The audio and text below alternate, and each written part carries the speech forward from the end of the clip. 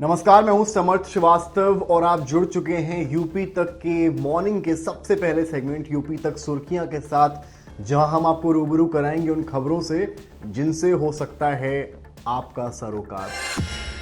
बात करेंगे यूपी सरकार में समाज कल्याण विभाग की, जहां के अधिकारियों ने अपना ही कल्याण कर लिया और इस तरह कल्याण किया कि मंत्री को इस पूरे मामला पर एक एक्शन लेना पड़ गया। खबर क्या है, आइए समझते हैं। समाज की जगह अपना ही कल्याण किया, 4 अफसर बर्खास्त हो गए हैं, भ्रष्टाचार है, 3 रिटायर्ड अफसरों पर भी होगी वसूली। खबर क्या है, पहले वो समझ लेते हैं। इसमें खबर ये है कि असीम अरुण, जो कि समाज कल्याण मंत्री हैं, उन्होंने विभागीय योजनाओं में हुए घोटालों में दोषी 4 तत्कालीन जिला समाज कल्याण अधिकारियों को तत्काल प्रभाव से नौकरी से बर्खास्त कर दिया है। इन अधिकारियों के नाम यहां पर दिए गए हैं। मंत्री ने सेवानिवृत्त हो चुके 3 अधिकारियों से भी सरकारी पैसे की वसूली के आदेश दिए हैं। इनमें से भ्रष्टाचार के कुछ मामले पिछले 1.5 दशक से लंबित थे। दोषी अफसरों के खिलाफ एफआईआर दर्ज करवाने के भी निर्देश हो गए हैं। असीम अरुण जो हैं वो बता रहे हैं कि भाई भ्रष्टाचार के खिलाफ जो है एकदम पूरी कार्रवाई सरकार लगातार कर रही है। मामला जो इस तरह का है, जो पेंशन है उसमें घोटाले की बात इसमें सामने आई है। सरकारी खजाने में 3347,400 रुपए का नुकसान हुआ है। उनसे 20 लाख रुपए की नगद वसूली, पेंशन में स्थायी रूप से 10% कटौती के आदेश दिए गए हैं। अधिकारी कौन है, इनमें जो है इनके नाम भी यहाँ पर दिए गए हैं। विनोद शंकर तिवारी से वसूली होगी और बर्खास्त अधिकारी और कई आरोप इस पूरे मामला में लगे हुए हैं। तो इस खबर में जो है कहीं ना कहीं एक बात सामने आ गई है कि एक बड़े लेवल पर पेंशन के मामले में समाज कल्याण विभाग में एक भ्रष्टाचार चल रहा था, जिसका खुलासा हुआ है और अब इस मामले में एक्शन हुआ है और अधिकारियों को कुल मिलाकर बर्खास्त कर दिया गया है। अगली खबर जो है वो आतंकियों को लेकर है। यूपी में खबर है कि डॉक्टर समेत 3 संदिग्ध आतंकी गिरफ्तार हुए हैं। घातक जहर रिसिन से हमले की इन्होंने साजिश रची थी। आरोप यह भी है कि इन्होंने चीन से एमबीबीएस किया और फिर यहां आकर जहर बना रहे थे। गुजरात एटीएस ने आईएस से जुड़े संदिग्धों को पकड़ा है। लखनऊ, दिल्ली और अहमदाबाद में कई संवेदनशील स्थानों की इन्होंने रेकी की थी। 2 संदिग्ध उत्तर प्रदेश के शामली और लखीमपुर खीरी के भी रहने वाले हैं। खतरनाक रेसिन बनाने के लिए जुटा चुके थे बल्कि ये उपकरण। डीआईजी के मुताबिक आतंकी हमले के लिए डॉक्टर अहमद रेसिन जहर बना रहा था। उसने इस पर शोध भी शुरू कर दिया था। उसने उपकरण और अन्य सामग्री जुटा ली थी। शुरुआती रासायनिक प्रक्रिया भी शुरू कर दी थी। दूसरे राज्यों में भी इस पूरे मामले की जांच हो गई है। एटीएस ने कहा है, हम स्थानीय स्लीपर सेल का भी पता लगा रहे हैं। स्थानीय और अंतर्राष्ट्रीय नेटवर्क के गठजोड़ की हर पहलू से जांच की जाएगी। पाकिस्तान से ड्रोन से भेजे थे हथियार, इस तरह के आरोप लग रहे हैं। अब इनके कॉल डिटेल्स जो हैं उन्हें खंगाला जा रहा है और जुलाई में ही इस पूरे मामला में 4 आतंकवादी जो हैं वो पकड़े गए थे। तो इस तरह की भी खबरें कुल मिलाकर यहां पर सामने आ रही हैं, जो कहीं ना कहीं चिंता का विषय बनी हुई हैं। तो वहीं जो है मिलावटी ऑक्सीटोसिन इंजेक्शन बरामद हुए हैं। लगातार दवाइयों के खिलाफ भी जो है कार्रवाई हो गई है। इसी मामले में मेडिकल स्टोर का लाइसेंस सरेंडर कराने वालों पर भी शिकंजा कसने वाला है।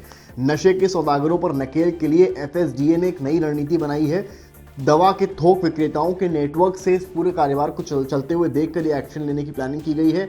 खेल किस तरीके से होता है, तो नशे का कारोबार करने वाले मेडिकल स्टोर संचालकों को धीरे धीरे आकृत मुनाफा मिलने लगता है। इसके बाद वो लाइसेंस सरेंडर कर देते हैं। वहीं कुछ स्टोर संचालकों के यहाँ कमियां मिलने पर विभाग लाइसेंस रद्द कर देता है। तो इस तरह की भी खबरें जो है यहाँ उत्तर प्रदेश से कुल मिलाकर देखने को मिल रही हैं, जो चिंता का विषय है। तो वहीं अयोध्या में प्रधानमंत्री मोदी के आने की तैयारी को लेकर भी तैयारियां तेज हो गई हैं। रक्षा मंत्रालय के विशेषज्ञों ने परखी है ध्वजारोहण की तैयारियां। नृपेंद्र मिश्रा ने समीक्षा बैठक ली है। अगले हफ्ते तक पूरी होगी तकनीकी परीक्षण। सीएम ने दिया है प्रधानमंत्री मोदी को आमंत्रण। राम मंदिर के भव्य निर्माण की पूर्णता की औपचारिकता घोषणा 25 नवंबर को ध्वजारोहण कार्यक्रम से होगी। ट्रस्ट के कोषाध्यक्ष ने बताया कि पीएम मोदी को सीएम योगी ने निमंत्रण दे दिया है। एक खबर यहां श्रावस्ती से भी आ रही है। आपको याद होगा, लखनऊ में ईसाई धर्म परिवर्तन का एक बड़ा नेटवर्क पकड़ा गया था, जिसमें मैथ्यूज नामक आरोपी गिरफ्तार हुआ था। वैसे ही खबर श्रावस्ती से आ रही है, जहां 150 लोगों के धर्मांतरण का प्रयास हुआ है। इस मामले में एक आरोपी को हिरासत में लिया गया है। जो क्रिश्चियनिटी की धार्मिक पुस्तकें हैं और अन्य दस्तावेज हैं वो सभी इस पूरे मामला में बरामद हुए हैं। बताया जा रहा है कि धर्मांतरण के तार पंजाब से जुड़े हुए हैं। यहाँ कुछ पादरी नेपाल और सीतापुर से भी आते हैं। ऐसे में जिला एक बार फिर धर्मांतरण के मामले में संवेदनशील हो गया है। 150 से अधिक लोगों को ईसाई धर्म अपनाने के लिए प्रेरित कर रहा था जो आरोपी है। सभी ग्रामीणों को प्रार्थना कराते हुए राजेश हिंदू धर्म को निम्न बता रहा था। इस बीच में किसी ने सूचना पुलिस को दे दी और फिर पुलिस ने इस पूरे मामला में अरेस्टिंग अब कर ली है।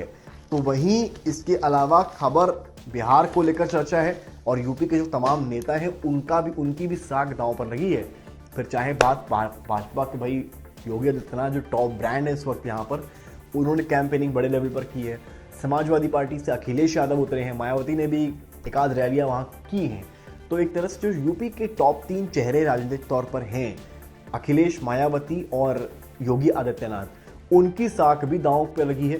कहा जा रहा है कि यूपी के इन नेताओं का भी एक तरह से इस पूरे मामला में एक लिटमस टेस्ट है। बिहार के नतीजे जो भी होंगे वो ये भी तय करेंगे कि इन नेताओं का चुनावी दंगल में कितना जोर चल रहा है। और उससे बड़ी बात ये भी है कि क्या जो आगे थे वो कुछ पीछे नजर आएंगे, जो पीछे थे वो आगे नजर आएंगे। तो बिहार चुनाव का नतीजा जो है वो यूपी के 2027 के विधानसभा चुनाव पर भी असर कुल मिलाकर डाल सकता है। कम से कम जो वोटिंग लाइन है वो, क्योंकि देखिए बिहार का जो वोटर है और यूपी का जो वोटर है वो लगभग सेम है, यानी कि जो कास्ट सिनेरियो रहता है कुल मिलाकर सेम रहता है। और जो वोटर की थिंकिंग है, खासकर जो रूरल बेल्ट है, उसकी बिहार और यूपी की लगभग सेम है। तो बिहार के नतीजे जो हैं एसआईआर होने के बाद खासकर क्या आते हैं वो यूपी में भी उसके मायने क्या होंगे वो दिखाए जाएंगे। अब इसको लेकर जो है भाजपा जो है विधानसभा चुनाव की तैयारी शुरू कर चुकी है। भाजपा आज से जो है यूनिटी मार्च शुरू कर रही है। 20 नवंबर तक पदयात्राएं चलेंगी, आज से शुरू होंगी। 150वीं जयंती मनाई जाएगी 31 अक्टूबर को सरदार पटेल की। इसको लेकर ये पूरे कार्यक्रम होंगे। सीएम गोरखपुर में और केशव मौर्य लखनऊ में शामिल होंगे। खबर क्या है जल्दी से समझ लेते हैं कि वल्लभ भाई पटेल की 150वीं जयंती के अवसर पर आयोजित कार्यक्रमों के तहत भाजपा आज से यूनिटी मार्च शुरू करेगी। ये पदयात्राएं 20 नवंबर तक होंगी। योगी आदित्यनाथ, भूपेन्द्र चौधरी, केशव मौर्य, तमाम बड़े नेता इनमें शामिल होने वाले हैं। तो ये भी जो है कुल मिलाकर एक बड़ी खबर है, एक तरह से राजनीतिक खबर है। एक तरफ बिहार का चुनाव, उसमें यूपी के जो टॉप 3 नेता हैं उनका भी लिटमस टेस्ट है। अब देखना यह है कि इस लिटमस टेस्ट में कौन पास होता है। इसके बाद एसआईआर को लेकर जो कार्रवाइयाँ चल रही हैं, जो एक्शन इलेक्शन कमीशन में चल रहा है, उसमें सभी दल फिलहाल सपोर्ट करते नजर आ रहे हैं। अब एक और बड़ी खबर है, हालांकि मुख्यमंत्री योगी आदित्यनाथ इसको लेकर तमाम बार कह चुके हैं, हाईकोर्ट ने भी इसको लेकर निर्देश दिया था कि जो लाउड स्पीकर्स हैं उनकी वॉल्यूम एक लेवल तक होगी, ज़्यादा होगी तो वो अमान्य होंगे, इलीगल होंगे और उनको हटाने का काम पुलिस ने शुरू कर दिया है। अब उसके तहत प्रशासन और पुलिस यहाँ लखनऊ और यूपी में हरकत में आ गई। खबर ये है कि धार्मिक स्थलों पर तेज बज रहे लाउड स्पीकर उतरवाए गए हैं। 55 डेसिबल से तेज बजाने वालों पर ये कार्रवाई हो रही है। प्रशासन ने धार्मिक स्थलों में निर्धारित सीमा से तेज बजाए जा रहे लाउड स्पीकरों को लेकर सख्त रुख अपनाया है। आम जन से लगातार मिल रही शिकायतों के चलते ध्वनि प्रदूषण पर रोक लगाने के लिए विशेष अभियान चलाया गया। इसके तहत धार्मिक स्थलों से 20 लाउड स्पीकर लखनऊ में हटाए गए हैं और आयोजनों में तय सीमा से अधिक आवाज प्रतिबंध लगाने के निर्देश दे दिए गए हैं। प्रशासन ने स्पष्ट किया है कि केवल सुबह 6 से रात 10 बजे तक ही लाउड स्पीकर बजाने की अनुमति है।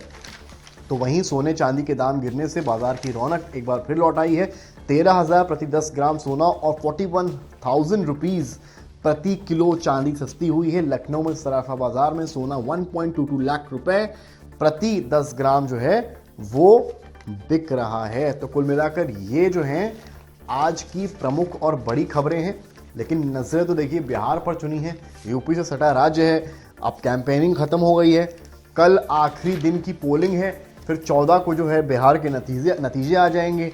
और बड़ी बात यह है कि जो बिहार के नतीजे होंगे उनका उत्तर प्रदेश पर क्या असर पड़ेगा। अब यूपी के सियासी गलियारों में ये चर्चा होने लगी है। सर्दियां बढ़ गई हैं लेकिन सियासी मौसम में तापमान जो है यूपी के फिलहाल अभी भी हावी नजर आ रहा है। कैमरामैन संजय के साथ समर्थ श्रीवास्तव, लखनऊ, यूपी तक।